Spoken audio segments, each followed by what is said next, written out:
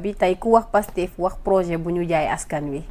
donc li fi xew yëpp xew fii ba ñu jëlee pouvoir bi di poser ay actes ñu bëri di saluer actes yi ñuy poser donte naam sax pression bi xaw na bëri tey ku ci mel ni Madiambal génn wax ne projet bi ñu doon wax gisaguñ ko ainsi de suite tey ñi daan contester projet bi ku ci mel ni Mamoud Ibra Kane aussi génn ne moom saluer na décision bi président jël donc.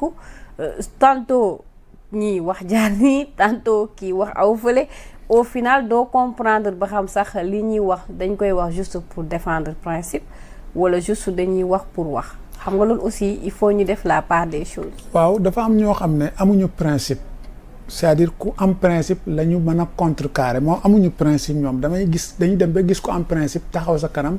di jéem a am lu principe sa kanam ku xool jaar-jaaru Pastef ak Sonko ak ay gaam ci jàmmaarloo lañ ma sa nekk quand même. lii du ñu bett quoi maanaam Sonko fi mu traversé ni mu méttee jàpp ma ne dina traversé lu gën a métti loolu. il faut ñu gëm loolu quand même bu ñu ko gëmee tamit ak gëmuñu ko ñoom ñoo xam. amul kuy toog ci kaw suuf ngay jël décision bu ñëpp ànd da ngaa war a moytu sax soo jëlee lu ñëpp ànd da nga naan non loolu baaxul. il faut nga am noonu ñu lay yéene échec pour nga am jomu réussir. gis nga boo amul ay torof torof ci sa dunda del xool boo yoo xam ne mosuñu génn seen papa yi kër papa yi Dakar la ñu màggee miin kilim yi dem gis nga boo leen affecté ci àll bi dañuy ñibbisi xamuñu tàngoor. duñ fa toog.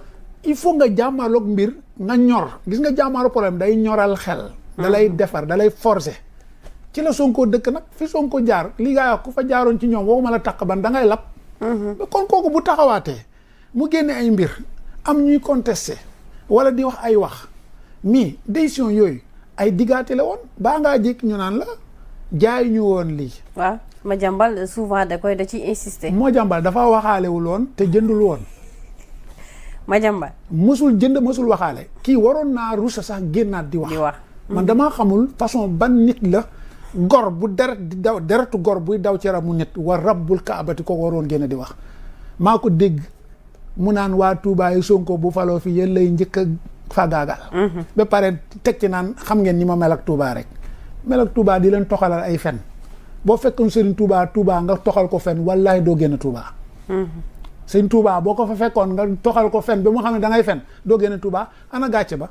ba Bassirou Diomaye ñëwee toog a Serigne bi nee naa image yooyu est-ce que xool na ko est-ce que sañ na ko xool. ñii nga doon tuddee terroriste ñu ngi nii toog ci ngi leen doon séparé ak ñoom. ko nekkuñu sax parce que jugé wu ma ko parce que ay faits yi muy def laa la wax. Sonko moo fi waxoon ne dafa be. xam nañu la ma waxoon dafa maanaam be dafa. xamoon na la muy doon wax ci la dëkk.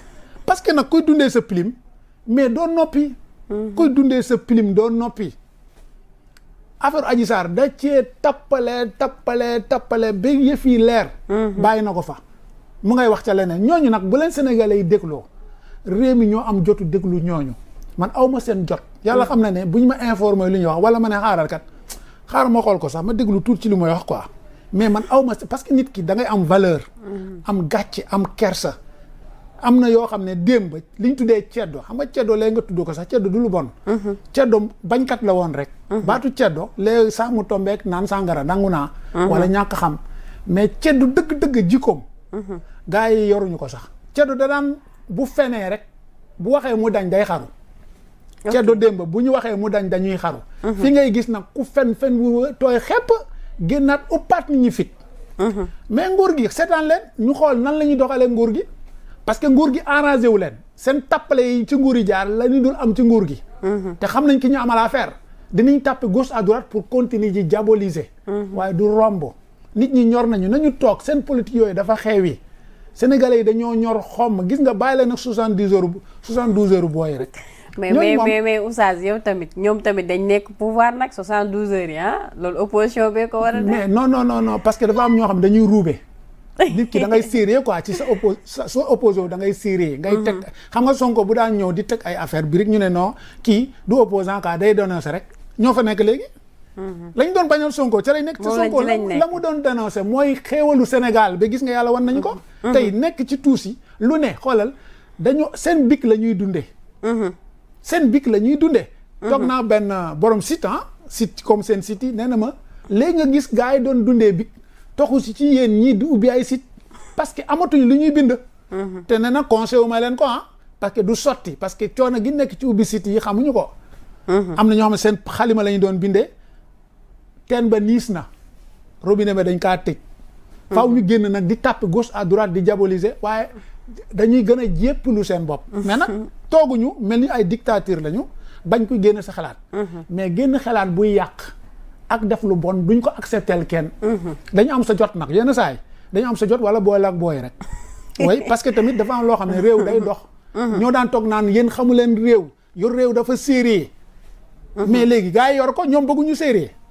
ñoo daan wax Sonko ne xamu leen yor réew gis naa kooku nekk TFM ponkal loolu di tim Bassirou à l'époque naan ko yéen ay xale ngeen xamu leen ni ñu yoree réew xale baa ngi ni yor na réew mi. kan Birima. waaw naan ko yéen xamu leen réew dafa sérieux boo yaa ngi nii sérieux ba yor réew mi ñoom ñoo mujjee ñàkk sérieux ñoom. mais il faut ñu sérieux quand même parce que tamit attention nag bu ñu kenn wax ne jaruñoo tontu. Kay ñun am nañu ñu ñuy tontu am na ñu booy di tontu catégorie lañu. am na ñun ñu ñuy tontu. am na ñu booy di tontu. parce que tamit dafa laaj ñuy ñàkk suñu citadelle. xam nga léegi la ñu ne la benn waaye moo bind téere tuddee ko en arabe xusununa muhaddada min ad-daaxil. c'est-à-dire nee na seen citadelle yi. menace baa ngi ci biir. ba ku ñuy menacer ci biir projet bi te projet bi newuñ ci parparloo projet sénégalais yi la. ku menacer projet bi ci biir sax dañu lay génnee. boo ma laa ku nekk ci entourage bi. il faut ñu ñàkk ko ak attaque parce que réew mi dafa am ñu soxor boo xam ne faaw nga soxor ci ñoom. ci muusaay nag pas seen soxor. soo leen bëgg a attaquer doo soxor seen bos da ngay soxor xol bu laab. ñaari soxor am. su ma la déggee pour nga comprendre ma. soxor la mais dafa am koo xam ne dafay soxoree ki soxor. soxor boobu daa baax. parce que xol bu laab nga koy wan. maanaam bu ko may fu mu yëkkee nakam ba xatal ko bundu xatal ko. bundu xatal ko pour mu bañ a fésal lu bonam. mën naa ko bañ a tuddee soxor sax de mais loolu soxoree ko la moom te dafa dagan.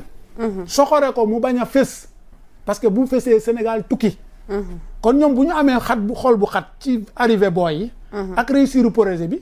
xoolal lan lañ def loo Macky lu ne dugal nañ ko ci ba mu demee ba xam ne du sotti mu ne xaaral ma génn ci ñi dañ may alak Macky Sall moo gënoon xam ne gars yi fu ñu dem moom baaxul seen mbir la ñu doon defar ci wetam.